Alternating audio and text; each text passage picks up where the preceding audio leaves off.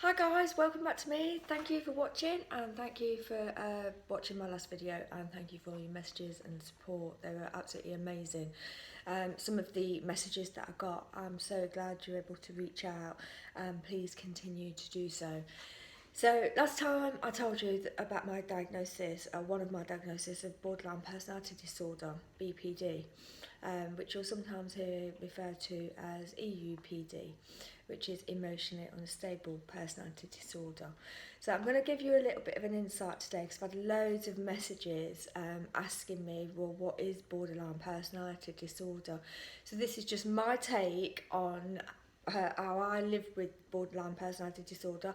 All the traits are true, but this is my perception on it. It doesn't mean that anybody else will have the same perception on it, because like autism, you've seen one person with autism, you haven't seen another person with autism. So it kind of works the same, although all the traits are the same, we all experience them differently.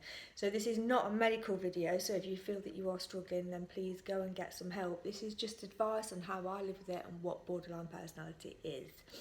So I'll jump straight into what it is. So there's 9 traits to borderline personality. So number 1 is fear of abandonment. So this can either be real or perceived. And even if it's perceived, it feels very real. So when we think that somebody is going to leave us, even if, like I say, it's perceived, it is real. The feelings are real. We feel like they're really going to walk away from us, and because the feelings are so real, this can end up creating arguments and creating that person to actually leave us, because what we end up doing is actually pushing them away. So yeah, the fear of abandonment is very, very real. So number 2, unstable and intense relationships. Now I'm really lucky in the fact that me and Steve have been together for 25 years, so hats off to him, pat on the back, well done. Don't know how he does it. But a lot of people don't. A lot of people suffer with relationships. A lot of people suffer with friendships. I know I suffer with friendships. I suffer to keep more than 1 or 2 friends at a time, because I've not understood my diagnosis before. I've not been able to tell anybody else about it. So therefore you end up pushing people away because you're jealous of their other relationships with other friends, or they don't understand why you don't want to go out on this particular day, or you feel like this, or you say this, or you act like this. So you end up losing friends through no fault of your own, really. It's just the disorder and the intense and unstable. And because it is so intense, you want a lot of love, you want a lot of attention. It's almost like attention seeking, but you're not actually attention seeking. It is down to the disorder. Okay, so number 3, identity disturbance. And I touched on this previously in my other video about how sometimes I feel like a child, or sometimes I feel like an adult, or sometimes I feel sexy, or sometimes I feel frumpy, or sometimes I feel old, and sometimes I feel young.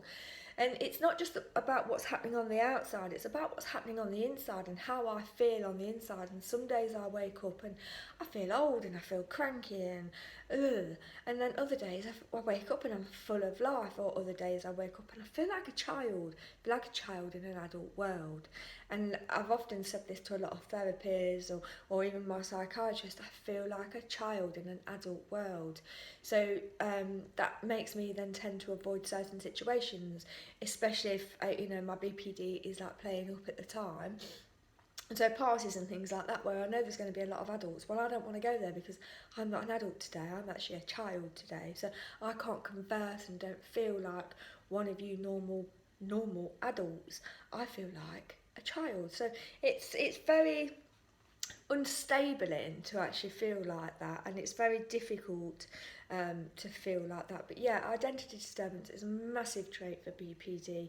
Like I say, even from feeling sexy to feeling frumpy to feeling fat to feeling skinny, whatever you see in the mirror and whatever goes off on here sometimes are not the same thing. So number 4, impulsivity. So not thinking about repercussions. There's a lot of substance use that goes on, sexual behaviours, shopping, spending, gambling. It can be short term for the mood of that moment. So a person can go and gamble £1,000, But it's just in that moment, and they're not thinking about the consequences. Or they'll go shopping and spend £1,000, or whatever, however much it may be. It doesn't have to be even to that extreme. It can be £50, £50 that they haven't got, I haven't got. But you go out and you go and spend it because there are no consequences. But the other thing with this is as well, is it's all about the bottomless pit. Because even though the impulsivity is great, yeah, go and do it, it's not actually filling anything. All it's doing is the impulsivity for that moment. Okay, so the next one is 5 suicidal thoughts. Now, suicidal thoughts can be very, very dangerous because obviously they can lead to real suicide, and unfortunately too many of us, it ends up being true. And you know, there is no turning back from suicide. There's no turning back. So this is a really, really serious issue, but a lot of the time it is not meant to happen. The suicide attempts are a cry for help. A cry for help because, 1, I don't know how to control these feelings. 2, if I show you how I'm feeling on the outside, maybe you'll understand how I'm feeling on the inside. And sometimes it can go too far, and you know, my heart goes out to all of you that are going through that right now, because you know, I know that that's not a nice place to be in. So please, if you are in that situation right now, please do reach out for help. But suicidal thoughts and attempts are sometimes, like I say, it's a release. It's a release of the pain. It's a release of what's going on inside, just for the moment. Again, it's just for the moment, because if you hurt yourself, it's just for that moment again. So this is where it can lead to further and more serious self-destruction. Which, like I say, please, if you're feeling like this, then please go and get some help. So the next one is number 6, and that is affective instability.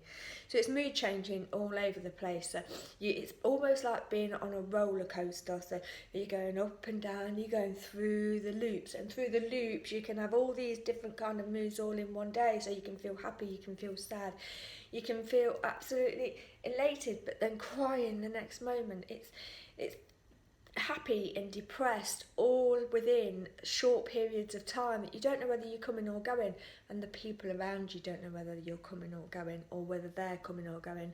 And I've heard a lot of people say they feel like they're walking on eggshells around me, because they just don't know whether to comment on my new hair, my new dress.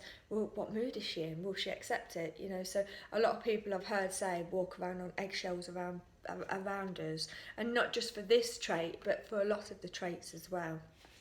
So number 7, emptiness. So like I've mentioned before, it's almost like you've got a hollow shell, so you feel so empty inside, you feel so worthless. I'm not worth anything, I don't contribute to anything. I mean, myself, I can't go out to work, so that plays a massive impact on me, that, you know, although I do stuff around the house, Steve like brings in all the money and he pays for absolutely everything. I don't contribute at all, and the feeling of that emptiness inside and I'm worthless sometimes is absolutely horrendous. That, well, I may as well not be here. Which again, like I said, all these traits interlink with each other as well. So even if you don't have all the traits, they all do still interlink with each other, and at some point you'll come across one of the traits if you've been diagnosed with BPD.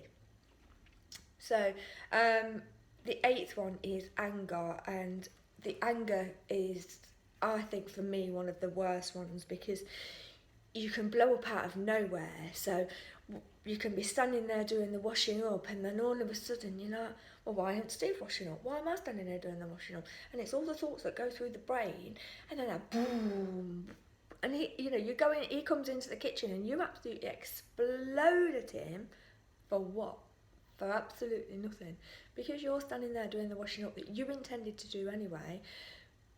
But something happens, and I don't know what that is that happens. But something happens where there's a trigger somewhere. Whether I've seen something, thought something, heard Steve say something, but there's a trigger, and then I can explode. So, and not just explode verbally, but physically as well. I want to punch and I want to scream. And you know, Steve is brilliant at handling me when I'm like this. And like I said, hats off to him, pat on the back once again. But not a lot of people can handle it, and it's scary. It's scary for people to see. And like I've said before, this is where people say we walk down on eggshells around you, because we never know how you're going to react. And then it interlinks as well with the anger, because if I act like this, then you're going to leave me. So the fear of the abandonment, the fear of emptiness because you're worthless, because this is how you treat people. So it can get very, very messy, all within that 2 minutes, that is created out of nothing. Okay, and I'm not saying that everything is created out of nothing, because it's not, because we don't know it's created out of nothing. We don't understand what's happening in our brains, and we're reacting to what we think and perceive is right at that moment. Okay, so we can have conversations, we can have hallucinations. It's real. It's real. I don't care what anybody says to you. If you are suffering this, it's real. It's goddamn real. Okay? So, the 9th trait is disassociation, feeling suspicious. Suspicious or out of control, out of reality. So, this is where the hallucinations come in, and the voices come into the head. And paranoia's the worst for me. So if Steve's gone out of the house, is he seeing somebody else? Has he had a car accident?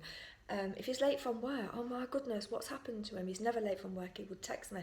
Something has happened to him. The fear of abandonment, and everything sort of rolls into one. But the disassociation is the worst, where you almost feel like you're not in your own body. So it's really, really difficult for me to explain this one, and I wish that I could explain it a little bit better, but I can't, because I don't understand it. I don't understand how I'm sitting here in my own body, but I feel like I'm away from my own body. I don't quite understand this one myself, so I'm not going to go into depth with that one. But what I will say is, if you, I am going to research this one a lot more for myself, because it is just so, it's almost like you're staring and everything around you is moving. And like I've said on my Facebook page as well, it's so you're a cartoon character standing in the middle and everything's whirling around you, but you can see it, but you're not actually there.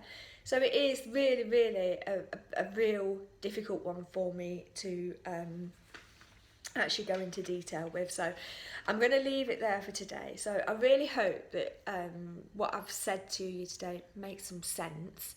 And if you've got any questions, then please come back to me. Please ask me any questions. I'm really open, as you know, and I'm really happy to answer anything that you've got on either borderline personality disorder or bipolar 2, which is my other diagnosis. I'll also do a video on bipolar 2, my other diagnosis as well. So thank you all for watching. See you again soon.